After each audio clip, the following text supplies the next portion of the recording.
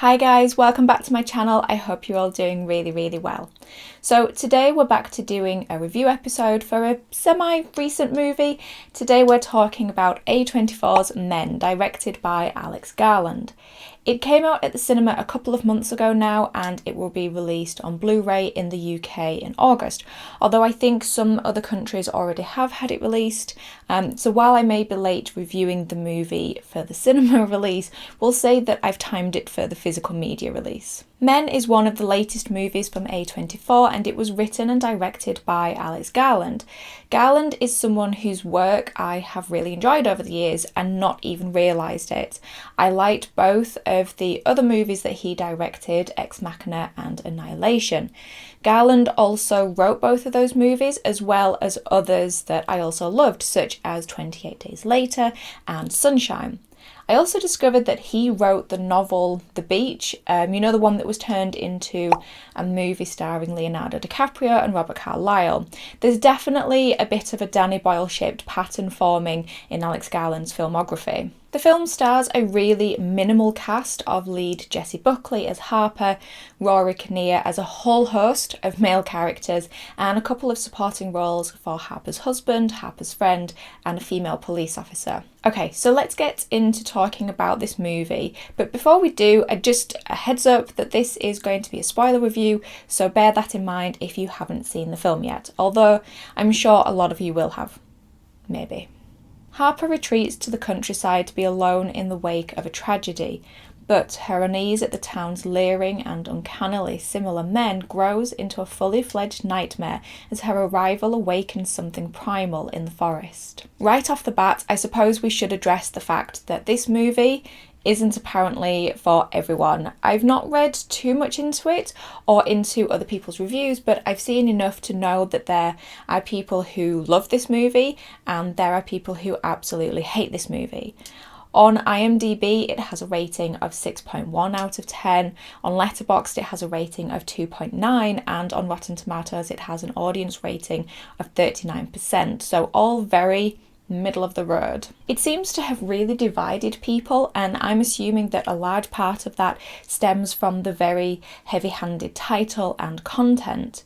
When I watched it, I don't know what I was really expecting. I think I expected something a little bit out there, seeing as how it's A24, but I mean, whoever knows what they're really in for going into one of these movies. I did know that it was about toxic masculinity, but that was about it. I didn't know much more than that, and after watching it, I can see why not everyone loved Men, but I'll get into that later on. First of all, I want to talk about some of the things that I liked and enjoyed about Men, because there were lots of things that I liked. I certainly didn't hate the movie. I thought the two lead actors, or lead and supporting role, were absolutely fantastic. I can't fault them. I think that they gave a brilliant performance.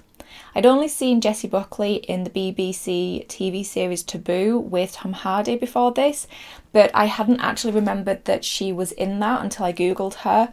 I'd seen more of Rory Kinnear in a couple of movies like James Bond and The Imitation Game, although I've certainly seen a lot more Rory Kinnear now after this movie. Of course, they were both great, but I think you have to give a special mention to Rory Kinnear because of the challenge he had in portraying so many different characters. My personal favourite of his is Jeffrey. I don't know if you are actually supposed to like him, but I did find Jeffrey quite funny. He's certainly the least offensive of the men. I will say that the CGI on the boy's face wasn't great, and it really took me out of the movie. The looks of some of the different men were done really well, using different hair and teeth. That one not so much. There were some that were so good that you almost had to look for a moment to see if it was actually him, but the boy was just terrible. As far as the characters that they play go, I don't really have a huge amount to say about Harper because we don't actually know that much about her outside of what happened to her. I'd seen arguments that her character is nothing more than her trauma, and you know what? They're not really wrong about that. I get that you could argue that the film is making creative choices to get its point across. And that's why she is so two-dimensional.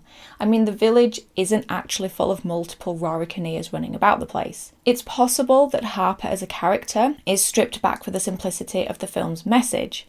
We're watching her experience different types of masculinity, all while trying to deal with grief, a feeling of guilt and trauma at the death of her husband. But while that's her point in the movie, I still think you could have added more to her. The setting is the best thing about this movie, without a doubt. Well, for me at least.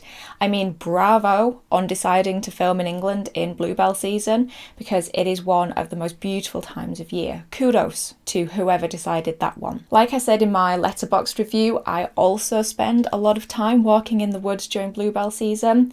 That did mean that the woods and the tunnel scene did have an added level of creepy for me, because I too often frequent the woods.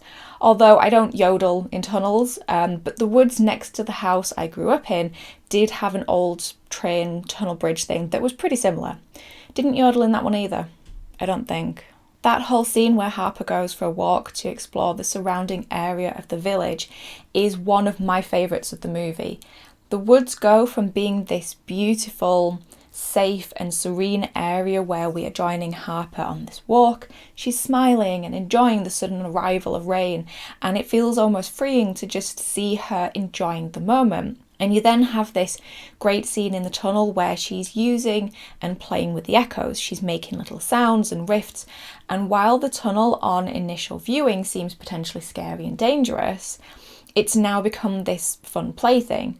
So even though I felt quite tense throughout that scene, my expectations were inverted. But then of course we do get the, oh okay, yeah, this tunnel is actually scary moment, as you realise there is the figure of a man rising up from the ground in the distance, and then he just runs at her, which, holy crap, terrifying. Her journey back out of the woods is interesting because even though she's in the same place as she was before, it no longer feels freeing, safe and serene. It now feels like somewhere that is very isolating and almost dangerous. So I really appreciated how they did that.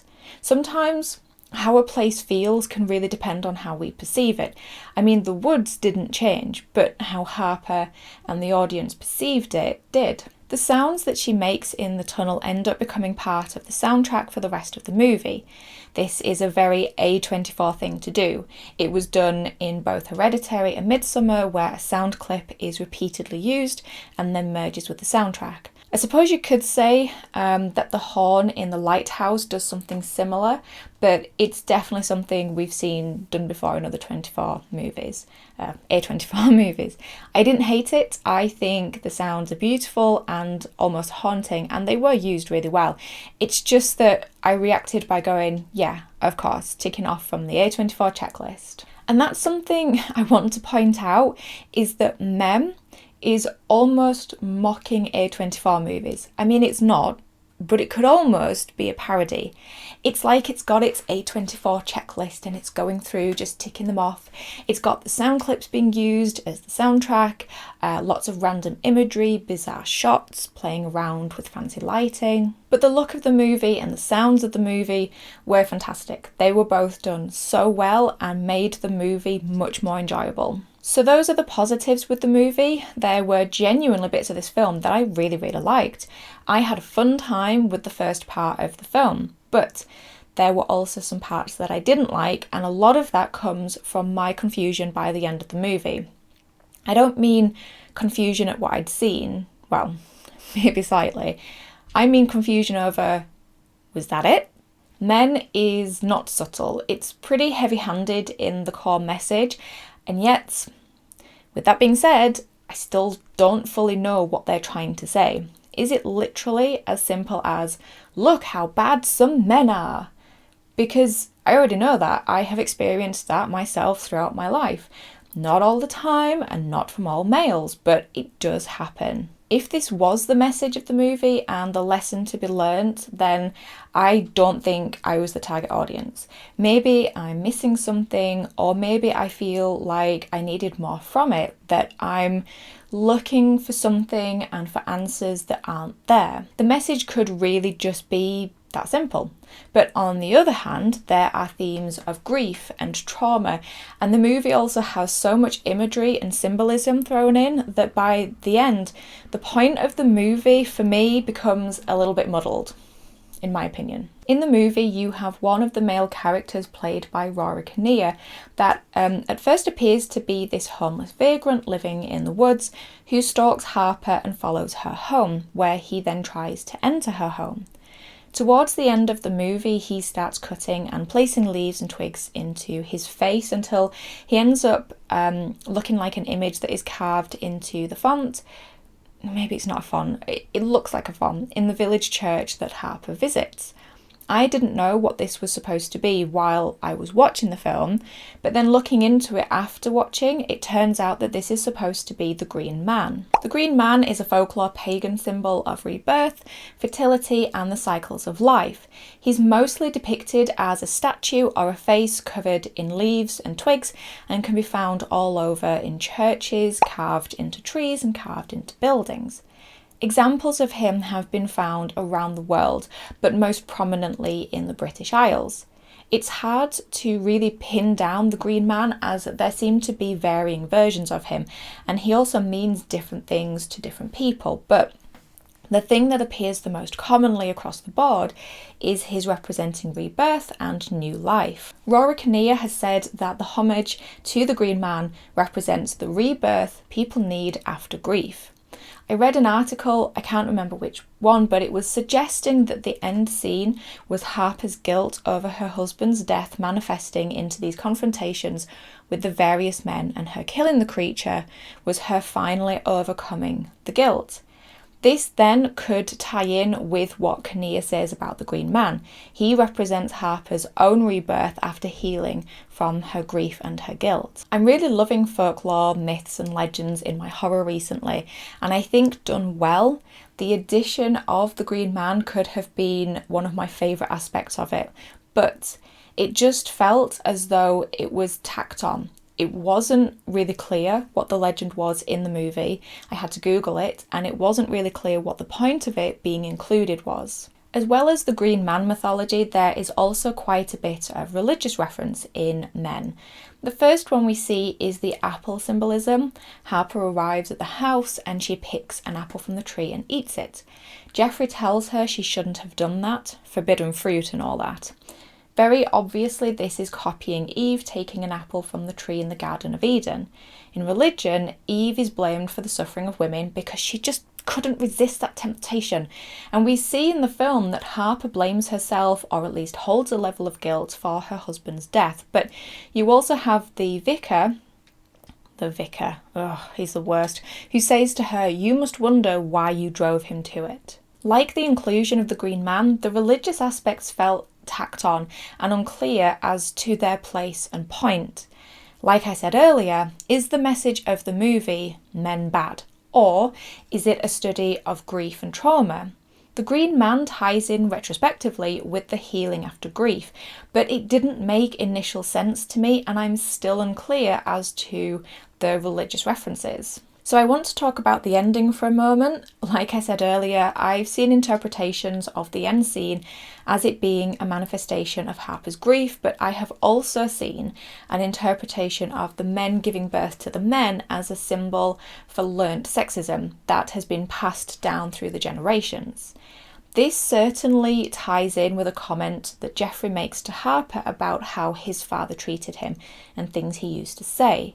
The comments from his father have created this idea in Jeffrey of needing to be a man and be chivalrous, protecting damsels in distress. Most people, love it or hate it, seem to comment on the ending. For some, it made the film better, for others, it made the film worse. I will say it was definitely out of left field. I wasn't expecting it, and it was so bizarre compared with the rest of the movie. The problem for me with the ending, and more specifically the birthing scene, is how it just went on for far too long. I ended up laughing because I couldn't believe that the birthing was happening again. I think it happens 4 or 5 times in the end. I was also surprised by the level of body horror. Again, I wasn't expecting that. And for the longest time, Harper herself doesn't even react to it. I can't tell if she's just over it or if she was frozen in shock. And I think both are acceptable responses, to be fair, if you're stood there witnessing that. In men, there is so much imagery and symbolism that makes you believe it's leading to something, but ultimately it doesn't do or say anything. Nothing else is revealed. For a movie that could appear to be packed full of subtext and layers, it actually just seems very basic and kind of on the nose.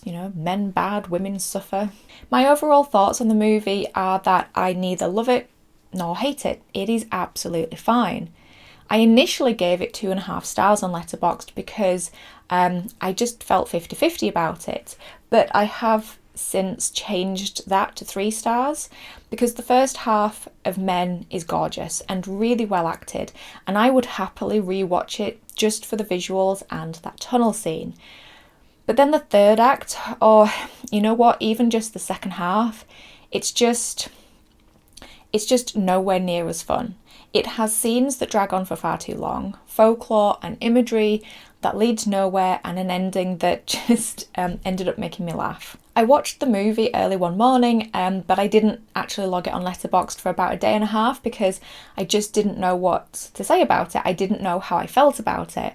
And I spoke to some of my friends in the movie community and I still didn't really know how I felt about it. But I'm here 4 or 5 days later and I'm still thinking about it, still trying to figure it out. So, despite me neither hating it or loving it, it definitely got stuck in my brain. It did something. It did enough to be memorable, and that is why I have upped it to 3 stars. Let me know your thoughts on Men if you'd seen it. I'd love to hear other opinions on it. I'm not sure what I'm going to do for my next episode. I think I'll mix it up a little bit though, as it's been quite A24 heavy for the last couple of episodes. Maybe I'll do another one of my summer top 10 lists, so make sure you're subscribed if you're not already so you don't miss it. In the meantime, thank you as always for stopping by. I really do appreciate it. Take care of yourselves and I'll talk to you in the next episode. Bye guys.